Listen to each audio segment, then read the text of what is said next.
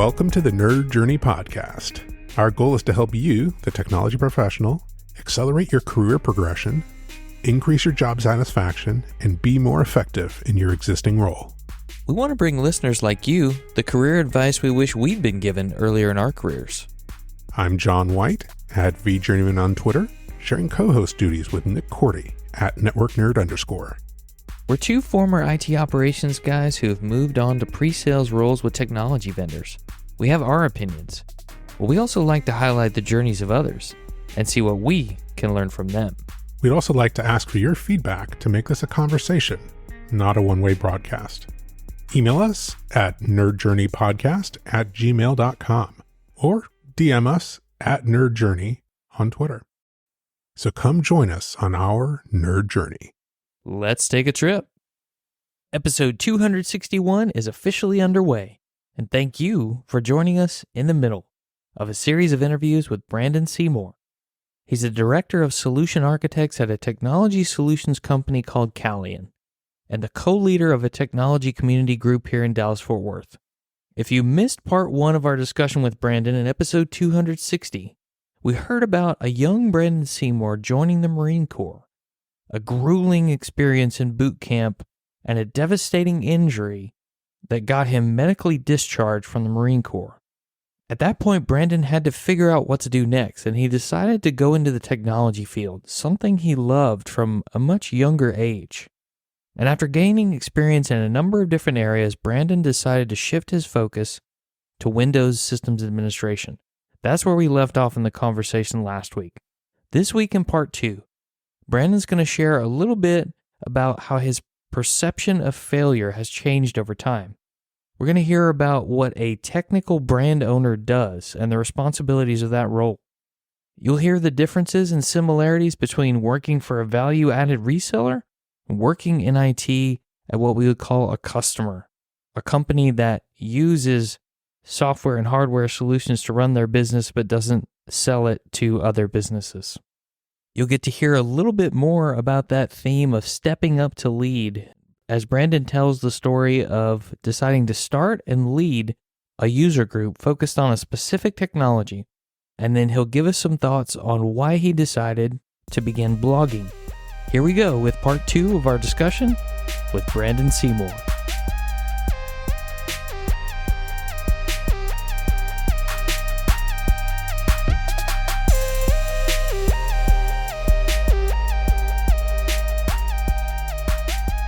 If you leave the organization or you change and you're changing for the better, then I think that they've been successful in helping you with your career. And that's what managers should do.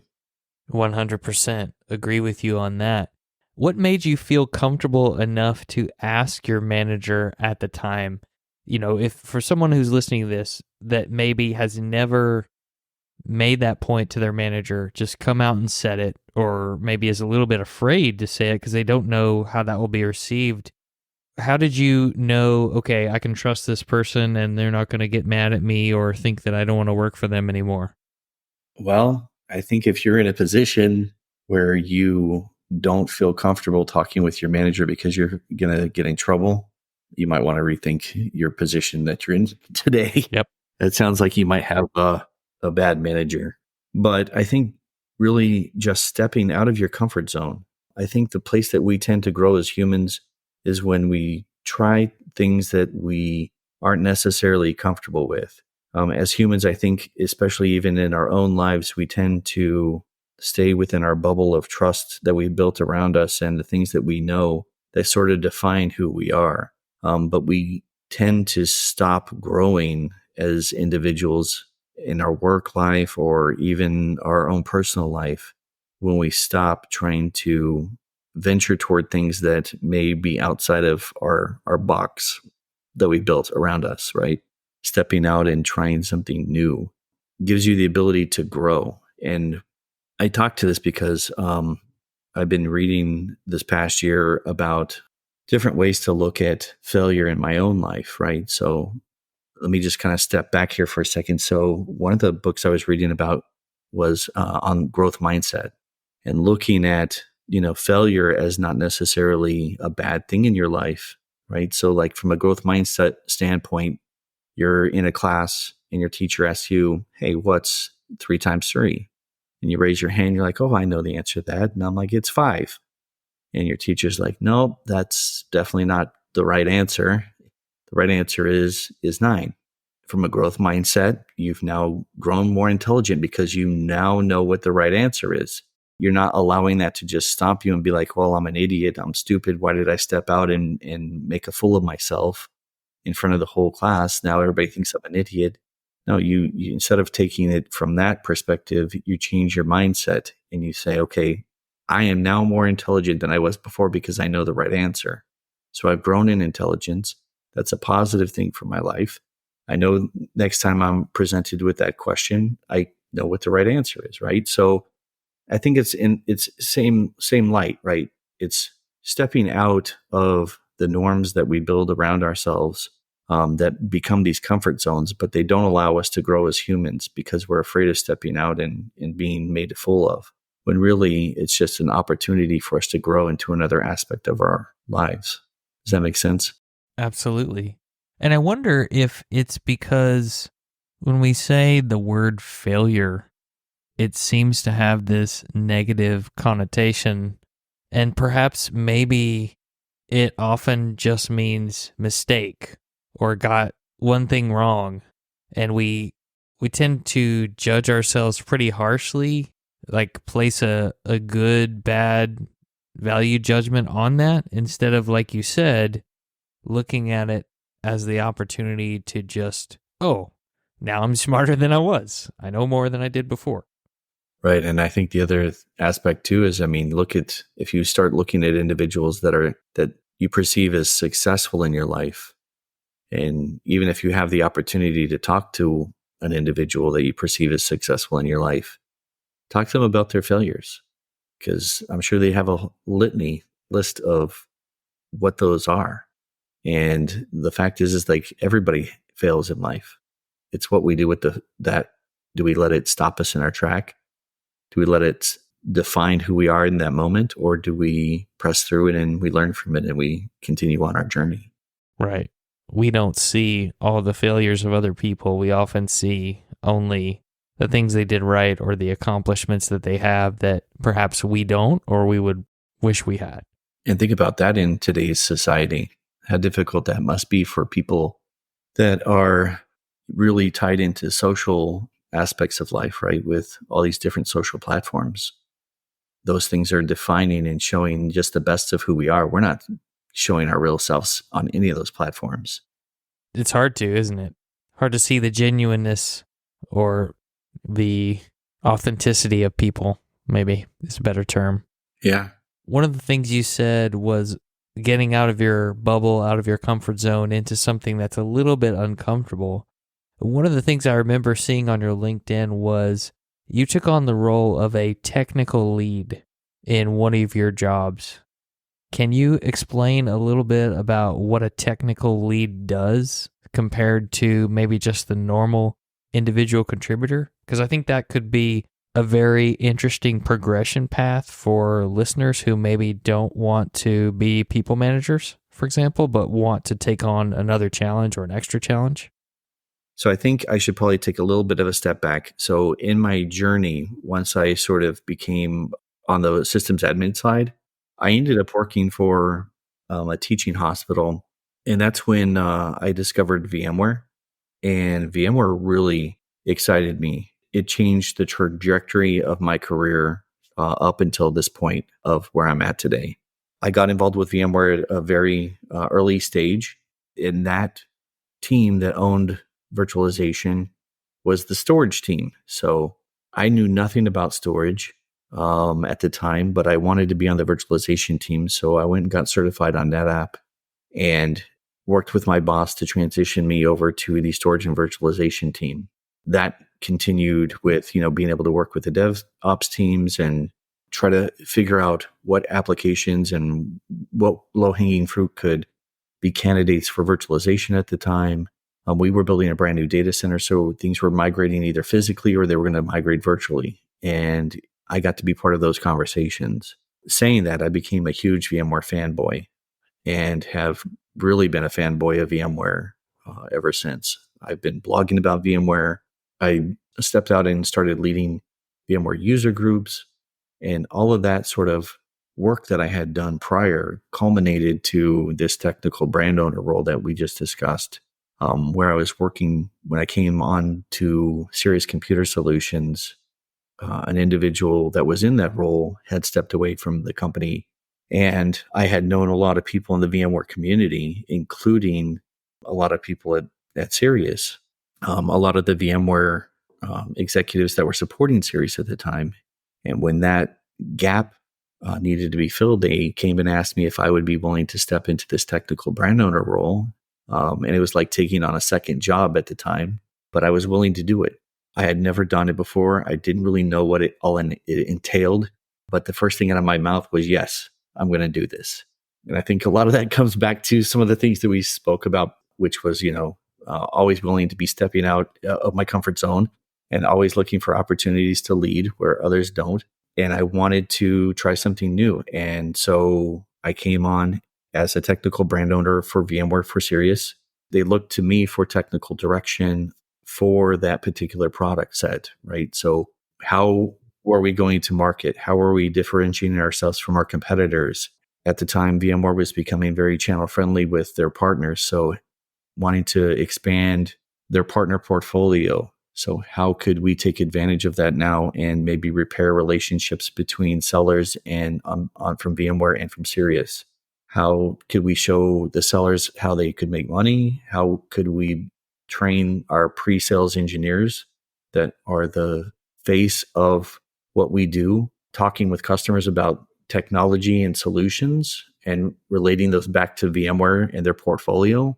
And then how are we developing our own certifications to have solutions engineers on the post-sale side that could go out and do the installation and configuration of these, complex solutions? Because at the time, VMware had grown from just being a hypervisor to being a very complex portfolio of different technologies, from NSX and vSAN and Cloud Foundations, and now at that time moving into VMware Cloud on AWS.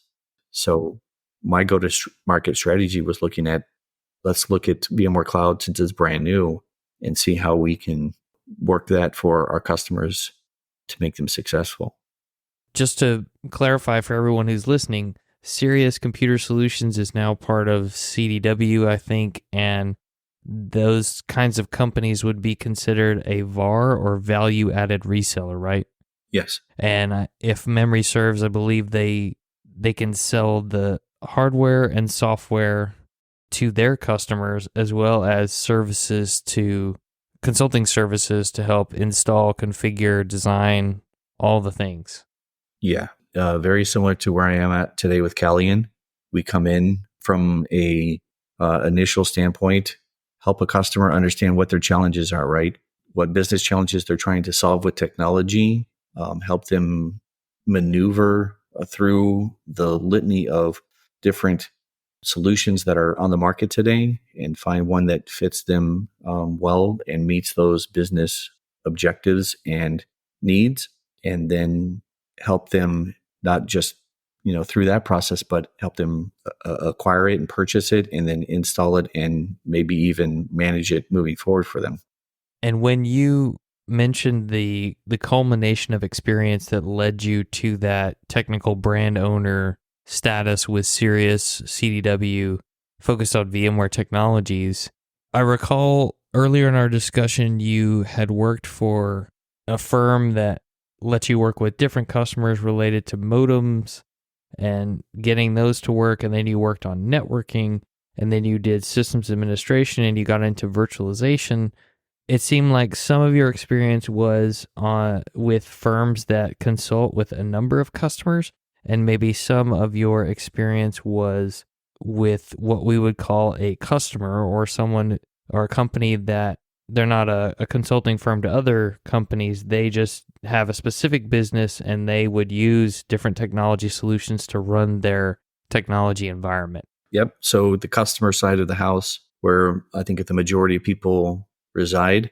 However, one thing you got to remember is you may not be doing like what I'm doing. from a consultative standpoint for many customers.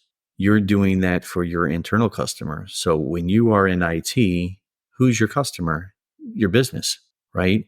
So I think one aspect of that people don't really grasp onto is that you're there to be an expert for your customer, which is your internal business, and you should be looking at ways to be disruptive with that technology within your own organization.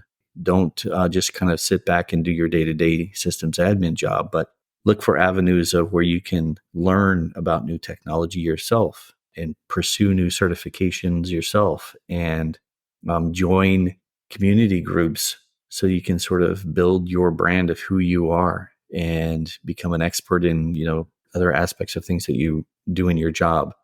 And as a VMware User Group leader, one thing I always kind of tell people, remember that you should be putting on presentations to your internal teams to drive new technologies and talk about the advantages of those technologies and how they're solving business problems for you guys today. Regardless of me as an architect coming in and helping you with that solution, you should be doing that for your customer. And because you're building that sort of intellectual property, you should be able to present that to other user groups within your own community, whether that's VMware or other specific user groups that are out there today. Getting involved with those things, I think, helps you grow as an individual as well and advance your career. Absolutely. And I like what you said, Brandon, about you're providing solutions back to your customers internally, which is the business. Yeah. So maybe the jump in experience from working as a customer or someone in IT operations, systems administration, architecture for a customer of technology companies like a healthcare organization or manufacturing organization, perhaps the jump isn't that far to do something like that for a value-added reseller like a CDW, an SHI, one of those consulting firms out there, which could be a step up in someone's career where they get to work with many different types of companies as their customers instead of just the internal teams of one specific business. Oh yeah, I would agree with that. I think that maybe people that are in that situation might feel like it's a large jump, but if they start to look at how they should be doing their job today, and that I think that's a good stopping point, is like, okay, am I doing these things today internally, right? So am I looking to architect new solutions for my internal customer, my business? Am I presenting those ideas, whether they get adopted or not? Am I collaborating with other domains within the organization? Am I trying to understand how other aspects of my business work? Because everything ties together. That's one thing that we've always tried to do within our own organizations, is to take down those silos within our organization so that we have better understanding of overall what all the teams are working on, so that we can collaborate better as an organization on the technology direction of the organization that we're working for. So if you're involved in any aspect of that altogether, you're already kind of doing what I do. I just get to do it for more than one company and more than one industry, which is one of the things that I find so appealing about the job that I'm in. The conversations that I'm having change from customer to customer, depending on who they are, if they're healthcare or corporate or whatever it may be. It changes all the time. So there's never any boredom in my job. Agree. I think you gave a lot of great tips on how the job roles are similar and the work is similar.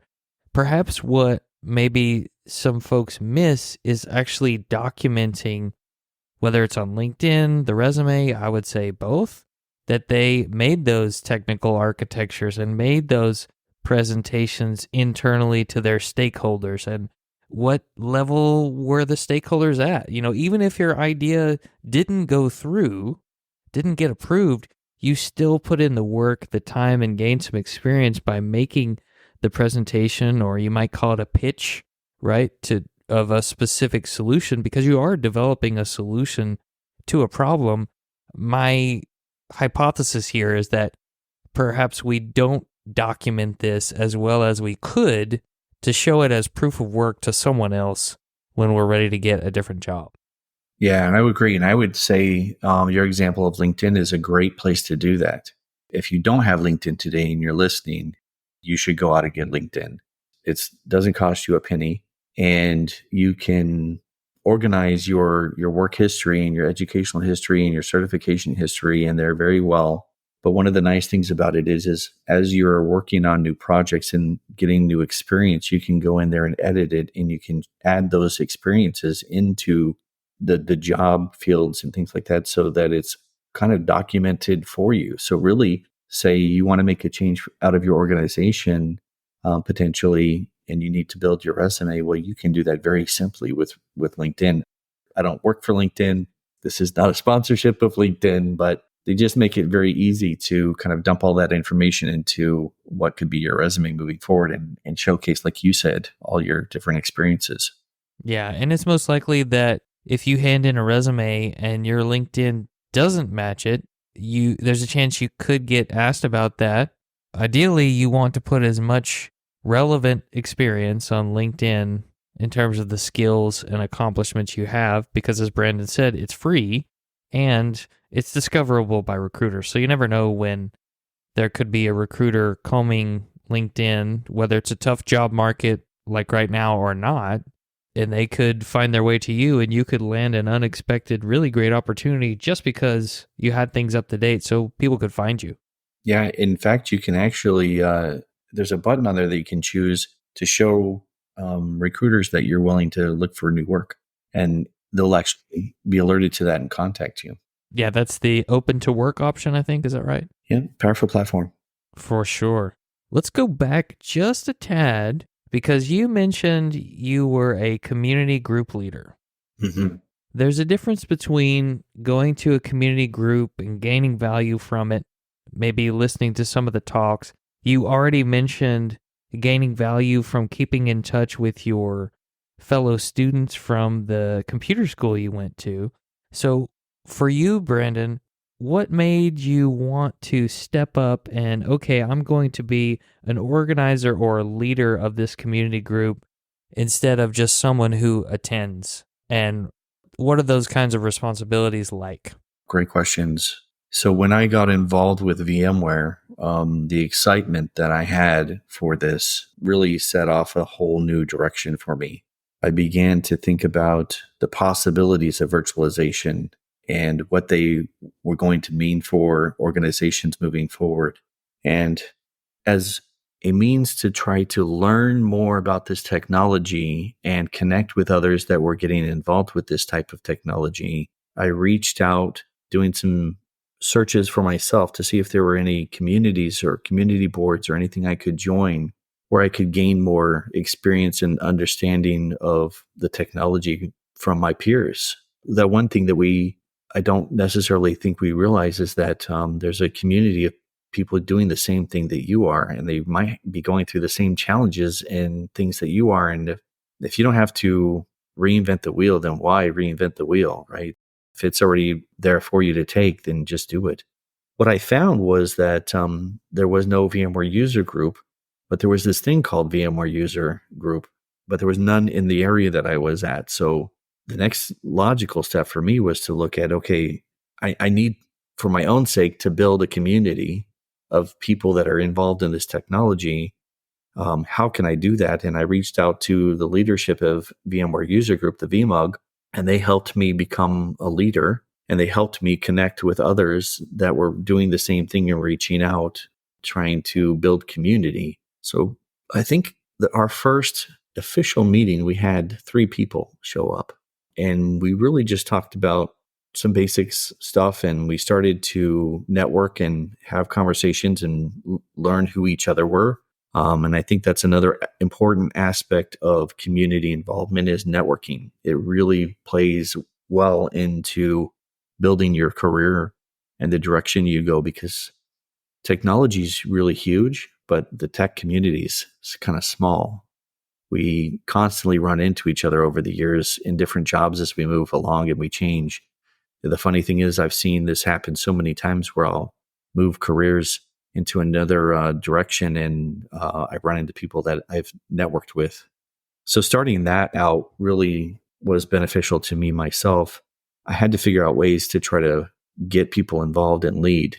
And I thought, if we could partner with VMware and get training for these people, sort of free training, because training costs money and it still does. But if I could get VMware to come and train us on specific things for free, that might attract people. And it did. So we ended up growing the group over a period of, I think, 3 years. We got up to, I want to say it's about 300 users in the Rochester area.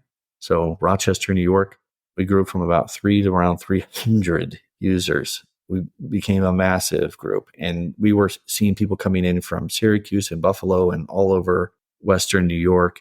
And we started growing into doing, more things than just learning together, but trying to socialize and learn who each other were and what we did in our own jobs so that we could develop relationships that way as well. Hopefully that answers some of your question. Yeah. And did you run the group on your own that whole time, or did you have others who helped you do it? So I had help from leadership, but I didn't have anybody helping me from another. I had no other leaders at the time. So that was one of the things I had to go out and do, because this was kind of another job that I took on. And I quickly realized, especially as we grew, that I couldn't maintain this by myself. So I started to recruit others to join me as leaders and co-leaders so that we could support each other and just find people that were willing to step up and had the same vision where they wanted to grow this group and loved VMware. Yeah, because when you're a user group leader, whether it be VMware or some other technology, you're in charge of locking down a venue for the event and coordinating with presenters and topics and scheduling and sending out the invite, marketing the event. All of those things play into it. It's just all for the love of the technology, wanting to get others excited about it as well. And again, just build that community of individuals that are like-minded and want to see their careers grow. And one of the things I always told people, in the group, again, was like, I would always start out our VMUG meetings by saying, look at the individuals in this room. Just think about the culmination of knowledge that we all hold within this room on technology. We've probably seen it, or we're doing it, or we're going to do it, but like, we're here together and we are here to support one another, and we can lean on each other. So if you've gone through like a deployment of NSX and this person is just starting the journey, spark up a conversation with them, ask them what they're going through, start, sharing the knowledge and transferring and sharing what you've learned to that other individual to help them be successful in the things that they're doing. Because that's one thing I loved, was like, we were here to not only have all this knowledge, but to help each other grow and not make the same mistakes. Yeah, and speaking of not making mistakes, it sounds like you learned lessons, or you took the lessons from your time in the Marine Corps about asking for help and support and applied those here with the community group when you needed to get support as a leader who kind of had to do it by himself. Oh, yeah. Yeah. I think that's the one thing is, growing as an individual over time, the lessons that I learned in the past and applying those to the things in the future. By that time, I had no problem asking for help. That's a great thing. You had the experience. You were a user group leader, which means that you were, even if you weren't giving a talk necessarily during a meeting, you were probably the MC and introducing speakers and talking about opening meetings, closing meetings, coordinating. So you're still getting public speaking experience there. What was it that made you want to start writing blogs in addition to that, Brandon? Oh, yeah. So besides doing the VMware user groups, which I've been doing now for, I think, going on my 11th year, so over a decade of leading the VMware user community. Wow. I decided to almost simultaneously begin writing blogs about VMware. And part of that was really my own learning. So the things that I was learning at the time, I typically would write blogs about. So it helped me sort of get my thoughts out there on the technology that I was learning about. Or if it was something that I was working with a customer on, it sort of allowed me an avenue to express what I thought about that technology or that particular solution, and allowed me to learn more about the technology than just implementing it. Because when you start blogging about it and you start talking about the different aspects of it, I think that you just take on a different perspective of the technology altogether, because you're not just looking at it as a technology and a solution. You're looking at it. Oh, I'm not really sure how to say this. It's just looking at it from a different viewpoint. You're not necessarily regurgitating a bunch of stuff that, was read in a book, or, things that you've put your hands on, but you're kind of putting yourself into the technology almost. So you're embedding yourself into the technology and what you learned through that. And again, part of that was that I wanted to have an avenue where others could step in and read my blog and learn about the things that I was going through, as another aspect of sharing what I was learning as well. Oh, that was a long answer. It was a good answer, though. If you had to give advice to someone who had thought about blogging but figured, well, maybe I shouldn't do it. A bunch of people have already written about this topic before. I don't know if I want to do that. What would you tell someone who is concerned about starting, unsure if they'll be successful? Yeah, I would say drive to McDonald's, and don't go to McDonald's. Just step out of your car in the parking lot and do a 360. And you'll realize that there's not just a McDonald's there, but there's a Burger King, and there's a Chick-fil-A, and there's all these different things. So like, one, don't worry about the fact that there's a bunch of different Burger Kings at McDonald's. They're doing their thing. You do it your way. So one, don't worry that other people have already been writing about this stuff for a long time. They're writing it from their perspective and from their way. So they might be a McDonald's, but you're a Burger King. I would say write about what's relevant to you right now. Start with your day-to-day job. I was just working with a young lady to help her showcase her new blog. And my advice to her was write about something that is relevant to you. You're a new VMware administrator, and write about a day in the life of a VMware administrator from your perspective, because your perspective of it will be different than others. What does it mean to be a VMware administrator today? Compared to I guarantee she has a different viewpoint from me when I first started way back when, and people will want to hear that story.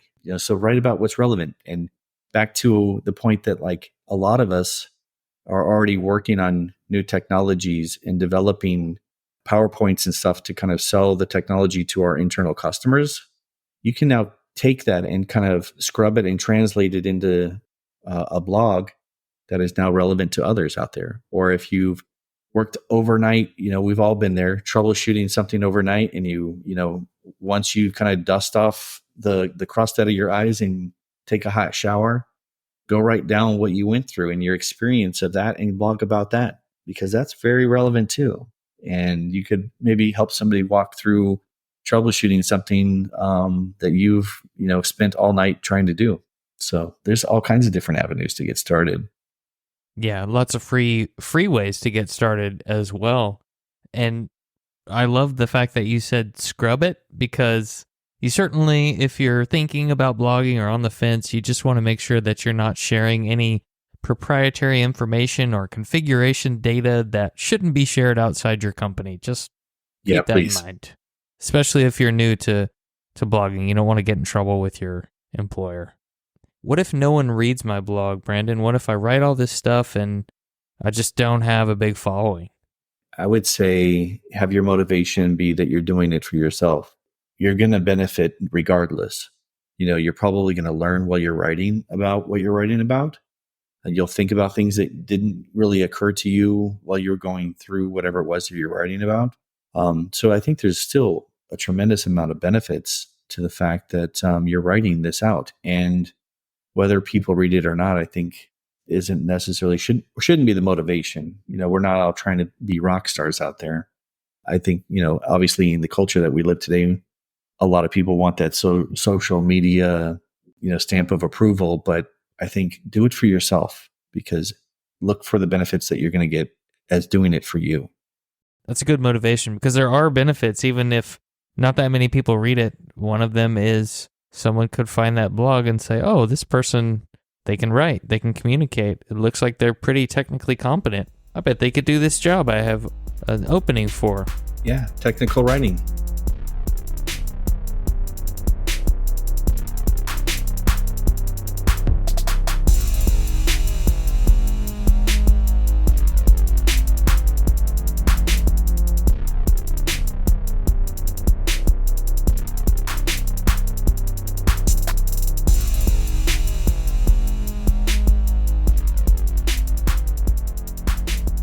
When Brandon made the suggestion that people in technology should be presenting things inside their own company, what did you think of when you thought about a presentation?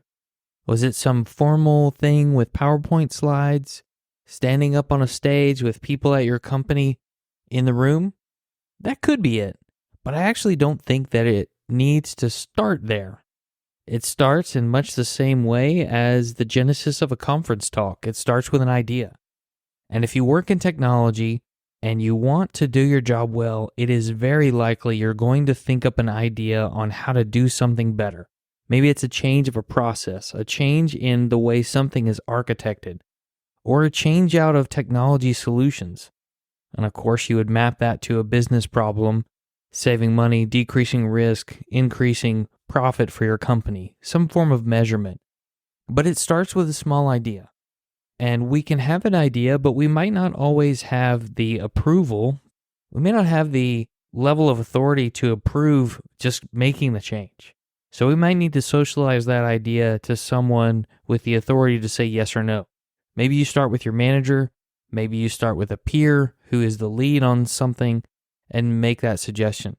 And the suggestion is probably just a few minutes overview of what your idea is and what it will do. That socialization is a form of mini presentation. I'm sharing with someone how I think. I'm presenting an idea to them, at least a little bit of an idea. And they may say no, or they may say, I'd like to hear more about that. And if someone says they'd like to hear more about it, maybe you do go and develop that formal presentation.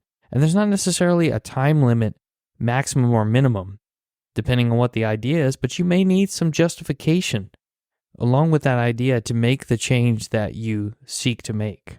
Maybe you formalize your presentation and you present to another member of the team or someone from a different department that is someone you consider to be safe to give you feedback before you present it to decision makers. Once you get the feedback, you take that feedback and include it in your presentation. Maybe you do then give your presentation to the decision makers who can say yes or no. This reminds me a lot of the episodes we did with Neil Thompson from Teach the Geek, episodes 193 and 194.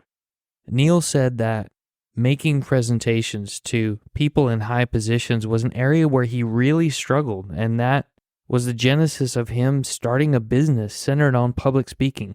By the way, if you want to hear stories of public speaking, be sure and go check out the Teach the Geek podcast that Neil Thompson hosts. Presenting at a user group is one of those patterns that we've seen people on the show and out in the greater community use as a form of personal growth and development. And it makes me think back to the episodes we did with Al Rashid, episodes 73 and 74. Al sought out feedback from industry peers outside his company on the presentation that he was going to give at a user group because it made him more comfortable, it made him more confident, and he had people in the audience cheering him on. So don't be afraid to ask other people for feedback if that's something you want to do. Present at a user group, or even, as we said before, inside your company. But we need to get better at presenting our ideas, hopefully in a clear and concise manner, and some justification behind why what we're suggesting is a good idea. I think, after listening back to that interview, that being a user group leader is a lot like being a technical brand owner. Because if you're leading a user group, you have to figure out the go-to-market strategy for the user group as a whole. What problem does it solve for the people who are attending? What are the types of things they need to see and have happen at these user groups to get better, to grow, to continue to come? And how can you encourage collaboration among the people in the group? And to be a user group leader, if you recall, Brandon needed to be a part of a community of other user group leaders, other people who were doing that same thing to get the level of support that was needed to keep going. The love of the technology was important. I wouldn't want to lead a user group in a technology area that I wasn't really excited and passionate about. Brandon wanted to be a leader so that he could learn from others, other people with experiences different from his. And he wanted to use it to make professional connections. Something really interesting I thought of as well is if you're a really active member of a user group and you're helping other people in the user group with technology solutions or providing guidance to them from your expertise, that really isn't that different than consulting. It's a little bit different, but think about it. If I'm helping someone from a different industry than me solve a problem with a technology that I have experience with, in a way, that's a lighter form of consulting. That's something that I could highlight on LinkedIn or a resume, or maybe I can point out all my answers to questions and my activity in a specific online forum focused around this specific technology as proof of work in that area. That's just another form of documenting your accomplishments, the accomplishments you have made by being an active participant in a technology community. And if we go back to the documenting accomplishments section for a second, we talked about documenting those things that maybe didn't get approved. So here's an example of a particular project that maybe you could document on your resume. Let's say that you had to work on a project related to improving disaster recovery. Your resume might say something like the following: evaluated 10 to 15 market solutions to improve corporate disaster recovery, selected the top 3 solutions based on company recovery time objectives and security requirements, developed technical architecture and recovery plans for 20 Tier 1 applications, presented that solution to 3 different business unit VPs and the global CIO. Notice I didn't say anything about my idea getting accepted or rejected. Maybe I include some measurements of cost reduction or risk reduction in those bullets as well, but that might be something like what you could put on a resume or a LinkedIn page that shows evidence of experience. Because if you evaluated 10 to 15 different market solutions, you know what's on the market for disaster recovery, you know what type of features are out there, and that takes work to gather that information, gather the data, and then present it back by selecting the top 3 solutions based on some requirements you were given. Again, a form of consulting. You're developing a solution for your company. And let's also remember that blogging is a form of showing your work, documenting your accomplishments. If you've written a blog about how to do something that you've done before, I just documented my accomplishment. It's in blog form, it's publicly accessible, and I'm writing about what's relevant to me, just like Brandon said. Go back and listen to episode 61 with guest Amy Hervey. She's a marketing professional and really a wealth of knowledge in that area. Someone I've collaborated with on a number of blogs in the past. Stay tuned next week as the trilogy with Brandon Seymour comes to an end. Farewell, listeners. Tune in next time as the journey continues. I'm John White at VJourneyman, for Nick Cordy at NetworkNerd_, signing off. Adios.